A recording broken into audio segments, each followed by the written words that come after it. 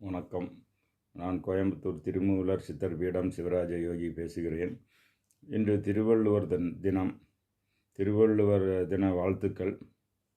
இப்போ திருவள்ளுவர் வரும்போது இப்போ ஒரு கான்ட்ரோவர்சி ஓடிட்டுருக்கு. அவர் காவி உடுத்திருந்தாரா உடுக்கலையா என்ற ஒரு கான்ட்ரோவர்சி. அவர் சித்தர் தான், தமிழ் சித்தர் தான். ஏனென்றால் சைவ சித்தாந்த கருத்துக்கள் தான் கடவுள் வாழ்த்தில் இருக்குது. சைவ சித்தாந்தத்தில் உள்ள கோட்பாடுகள், பசுபதி பாசம், அதே மாதிரி அதில் உள்ள கருத்துக்கள் எசன்ஸு தான் அந்த கடவுள் வாழ்த்தில் இருக்குது. அதே மாதிரி சிவ சித்தர்கள் சித்த மருத்துவத்தை பற்றி பேசியிருக்காங்க. இவர் சித்த மருத்துவத்தை பற்றியும் ஒரு சாப்டர் பேசியிருக்கிறாரு. ஆகவே திருக்குறளை எடுத்து பார்த்தால் சைவ சித்தாந்தத்துக்கு எசன்ஸு தான். அப்போ அவர் ஏன் இன்றைக்கு அதை பற்றி கடவுளை பற்றி தனியாக சாப்டர் சேர்க்கலைன்னா, அந்த சமயம் ஜைன மதம் தமிழ்நாட்டில் தலையோங்கி இருந்தது.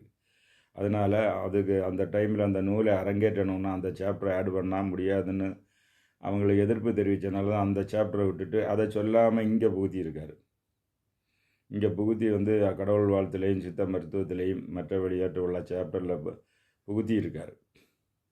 அப்போ அதில் தான் அந்த வையத்துள் வாழ்வாங்கு வாழ்பவர் மானுரையும் தெய்வத்துள் வைக்கப்படும். அப்போ போச்சா. அப்போ வீடுன்னு ஒன்று இருக்குது, அதை சொல்ல முடியல, கால சூழ்நிலை சரியில்லை, சமணமாறு அப்படி சொன்னால் அந்த நூலக அரங்கேற்ற மாட்டான்.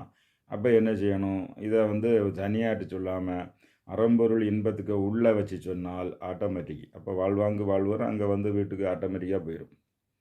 இங்கேருந்து நேராக சென்னைக்கு செல்ல வேண்டும், சென்னை அப்படி இருக்குது இப்படி இருக்குன்னு சொல்ல விட விழுப்புரத்துலேருந்து இத்தனை கிலோமீட்டர் இந்த ரோட்டை என்ஹெச் சின்ன ரோட்டை பிடிச்சா போய் சேரலாம் என்ன சொல்லிட்டு சொல்கிற மாதிரி தான். இந்த மூணையும் ஒழுங்காக கடைபிடித்தால் வீடு என்ஷுவர் அது கண்டிப்பாக கிடைக்கும். அதுக்குள்ள பாது தான். அப்போ என்னாச்சுன்னா, அதாவது எண்டு மீன்ஸை சொல்லியிருக்காரு திருவள்ளுவர். அந்த மீன்ஸ் அந்த வழியை பாலப்பட்டால் எண்டு தன்னாடி கிடைக்கும்.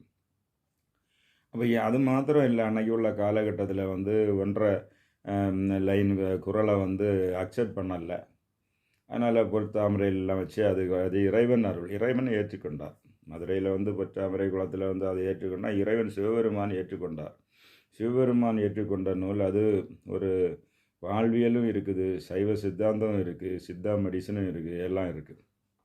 அதனால் அவர் சித்தர் தான், அதில் எந்த மாற்றமும் கிடையாது. ஆனால் அதில் அவர் காவி உடுத்தாரான்னு கேட்டால் அவருக்கு அந்த காலத்தில் காவி கிடையாது. அவர் வெள்ளாடை துறவி. காவி வந்தது சங்கராச்சாரியார் பால சந்நியாசம் எடுத்த பிறகு தான் காவி வந்தது.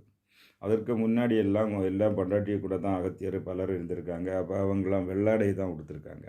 அதனால் வெள்ளாடை துறவி. ஆனால் சைவ